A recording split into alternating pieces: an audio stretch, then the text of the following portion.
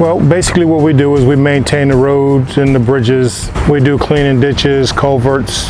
We have about 199 miles of road that we have to maintain. For the most part, we try to do it ourselves because, of course, it saves a lot of tax dollars, us doing it with our own crew.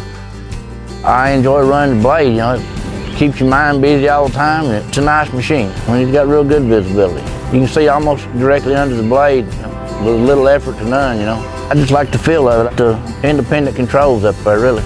You can feel what you're doing with them better than you can the joysticks. I pretty much like it overall, you know. Seems to be a pretty good machine to operate. They're good heavy-duty rollers.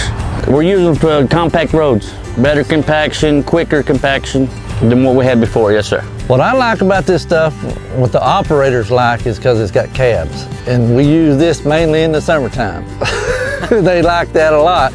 And I like the fact because they're wider, they pack a lot better, more efficient and more productive to just make the job go a little quicker.